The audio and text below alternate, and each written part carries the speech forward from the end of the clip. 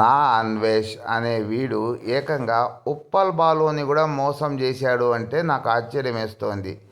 ఏమిటి వీడి బతుకు? మరి ఇంత నీచమైన బతుక? మరి ఇంత పనికిమాలినంగా కూడా ఒక మనిషి బతుకుతాడా అని ఆశ్చర్యం వేస్తోంది. అసలు ఉప్పల్ బాలుని ఎలా మోసం చేశాడు అన్న దాని గురించి మనం మాట్లాడుకుందాం.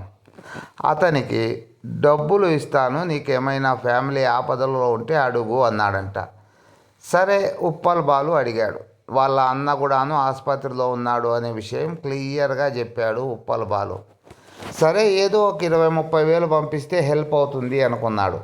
ఒక మనిషి ఆసుపత్రిలో ఉన్నాడు అంటే ఈ మధ్యకాలంలో లక్షల రూపాయల బిల్లులు వస్తున్నాయి. వేళ్ళు కాదు, లక్షలు. కానీ ఒక ముష్టివాడికి ఇచ్చినట్లు 2000 రూపాయలు పంపించాడంట ఈ గజ దొంగ అన్వేష్. వీడు ఏమని చెప్తాడు? నేను 6 కోట్లు సంపాదించాను, 60 కోట్లు సంపాదించాను, నాకు నెలకు 30 లక్షలు వస్తాయి, 3 కోట్లు వస్తాయి అని డబ్బా కొట్టుకుంటూ ఉంటాడు. ఇంత పెద్దవాడు, డబ్బుల విషయంలో ఇంత సావకారి, డబ్బులు కనీసం ఒక 10-20 వేలన్నా ఇస్తాడు అని ఎవరైనా ఎక్స్పెక్ట్ చేస్తారు. 2000 పంపించాడంట. ఇదే విషయాన్ని ఉప్పల్ బాలు డైరెక్ట్గా లైవ్లో చెప్పుకుంటూ తిట్టాడు. అది సరే, ఆ సంగతి వదిలేద్దాం. ఒకానొక సందర్భంలో ఉప్పల్ బాలుకు ఫోన్ చేసి, నన్ను యూట్యూబర్ ఒక అతను తిట్టాడు, నువ్వు కూడా అతన్ని తిట్టు అన్నాడంట. ఒరే బాబు, నిన్ను ఎవరో తిడితే అది నువ్వు తిట్టుకోవాలి కానీ నేనెందుకు తిట్టాలరా అని అడిగితే, అలా కాదు, నేను చాలా ఫేమస్ కదా, ఫేమస్ యూట్యూబర్ కదా, ప్రపంచ యాత్రికుడిని కదా, నీ గురించి నేను నా ఛానల్లో వీడియో పెడతాను, నువ్వు వైరల్ అయిపోతావు అని చెప్పాడంట. దానికి ఉప్పల్ బాలు సమాధానం ఏమిటి అంటే, ఒరే కొయ్య గుట్కా, నేను ఆల్రెడీ ప్రపంచానికి పరిచయం రా. ఉప్పల్ బాలు అంటే 2 తెలుగు రాష్ట్రాల వాళ్ళు గుర్తుపడతారు, భారతదేశం వాళ్ళు గుర్తుపడతారు, ప్రపంచంలో కూడా నన్ను చాలామంది గుర్తుపడతారా. ఒరే అన్వేష్గా, నువ్వేందిరా నాకు పబ్లిసిటీ ఇచ్చేది, నన్ను ఫేమస్ చేసేది అన్నాడంట. అది కూడా కరెక్టే కదా. ఉప్పల్ బాలుకు ఉన్నటువంటి విలువలు కానీ, ఉప్పల్ బాలులో ఉన్నటువంటి ఇన్నోసెన్స్ కానీ ఈ అన్వేష్ అనే వెధవలో ఏమీ ఉండవు. కేవలం ఒక చిత్తకార్తె కుక్క. కుక్క కూడా కాదు వీడు, కుక్క బాధపడుతుంది. డబ్బు పిచ్చోడు అనొచ్చు మనం. డబ్బుల కోసం ఎంతకైనా దిగజారేటువంటి ఒక పనికి మాలిన వాడు. నేను ఈ మాట ఎందుకు అంటున్నానంటే, చూడండి, వీడు ఫోన్లు చేసి మరి నువ్వు వాణ్ణి తిట్టు వీణ్ణి తిట్టు అని అడుక్కుంటూ ఉంటాడు. ఇంకా ఇదే ఉప్పల్ బాలుని, ఇదే నా అన్వేష్ అనే ఒక పనికి మాలిన వాడు ఒకానొక సందర్భంలో తిట్టాడు. అది వీడియో పెట్టి తిట్టాడు. అది కేవలం వ్యూస్ కోసమే తిట్టాడు. మరి అదేవిధంగా వీడు తిట్టాడు కదా అని చెప్పేసి ఇంకా ఉప్పల్ బాలు కూడా రివర్స్లో వీడిని తిట్టాడు. అంతేకాకుండా వీడికి శాపనార్థాలు కూడా పెట్టాడు. ఉప్పల్ బాలు ఈ నా అన్వేష్ అనే పనికి మాలిన వాడికి శాపనార్థాలు కూడా పెట్టాడు. అంతే, ఇంకా నా అన్వేష్ అనే పిరికి వాడికి ఉచ్చబడిపోయిందనమాట. వెంటనే ఉప్పల్ బాలుకి ఫోన్ చేశాడు. నువ్వు నన్ను శాపనార్థాలు పెట్టకు, నువ్వు నాకు శాపనార్థాలు పెడితే నేను నాశనం అయిపోతాను, దయచేసి ఆ వీడియోని డిలీట్ చేయి అని అడుక్కున్నాడు.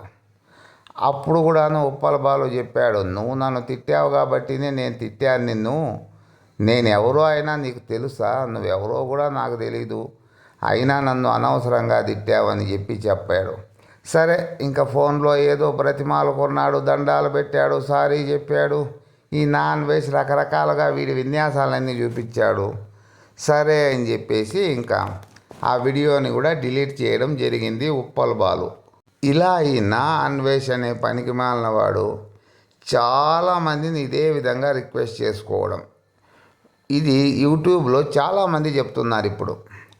వీడు ఎంత నీచమైన క్యారెక్టర్ అంటే కొంతమందిని తిట్టేస్తాడనమాట, మళ్ళీ వాళ్ళకే ఫోన్ చేసి రిక్వెస్ట్ చేసుకుంటాడు, నేను మిమ్మల్ని తిట్టాను అని మీరు కూడా నన్ను తిడుతున్నారు, దయచేసి మీరు నన్ను తిట్టడం ఆపేయండి, నా మీద ఎగనెస్ట్గా వీడియోలు పెట్టడం ఆపేయండి అని ఫోన్లో వాళ్ళ కాళ్ళు చేతులు అన్నీ పట్టుకుంటాడు ఫోన్లోని.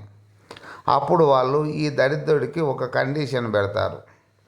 ఒరే పిచ్చినా కొడక, ముందు నువ్వే కదరా మమ్మల్ని తిట్టింది, నువ్వు మమ్మల్ని తిట్టిన వీడియో అనేది డిలీట్ చేయి, మేము కూడా నిన్ను వదిలేస్తామని అవతలి వాళ్ళు చెబుతారు. అంతే, వెంటనే అలా వాడు వీడియోలు కూడా డిలీట్ చేస్తాడు. ఎందుకంటే నా అన్వేష్ని రెగ్యులర్గా ఫాలో అయ్యే వాళ్ళు ఎవరైనా ఉంటే గమనించుకోండి.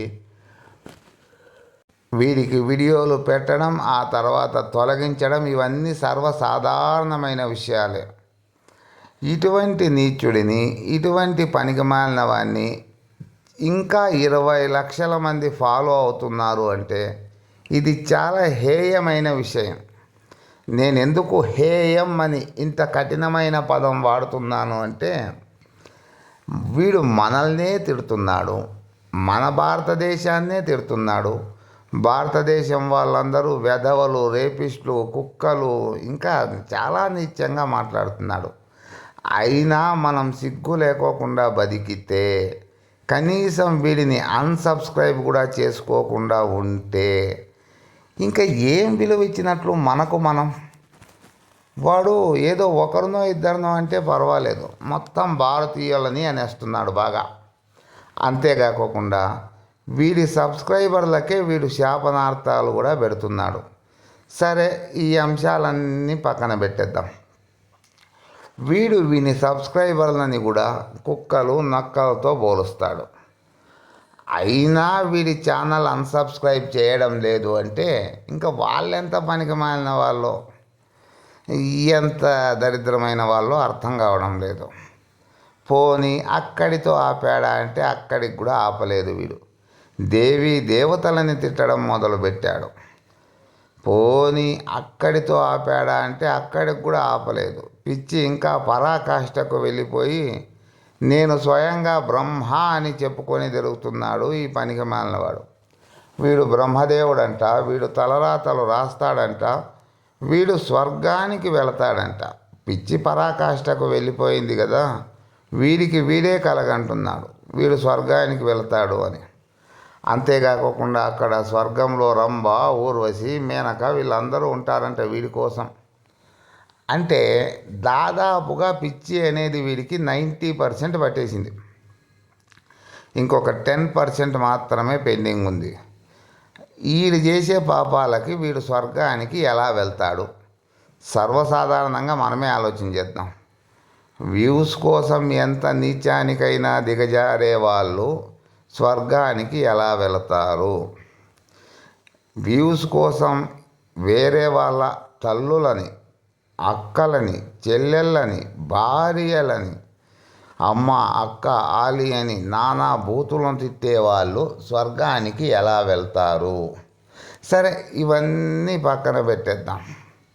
ఈ విషయాలన్నీ పక్కన పెట్టేస్తే ఆఖరికదేది కప్పలని కూడా తినేటువంటి వాడు స్వర్గానికి ఎలా వెళ్తాడు? సరే, ఈ అంశాలన్నీ కూడా పక్కన పెట్టేద్దాం. తను పుట్టిన దేశాన్ని తిట్టేవాడు స్వర్గానికి ఎలా వెళ్తాడు? సరే, ఆ విషయాన్ని కూడా పక్కన పెట్టేద్దాం. స్వయంగా సీతాదేవి మనందరికీ అమ్మ. అటువంటి సీతాదేవిని, ద్రౌపదిని తిట్టేవాడు స్వర్గానికి ఎలా వెళ్తాడు? ఈ మెంటల్ వాడికి ఇవేవి అర్థం కావడం లేదు అనుకుంటా.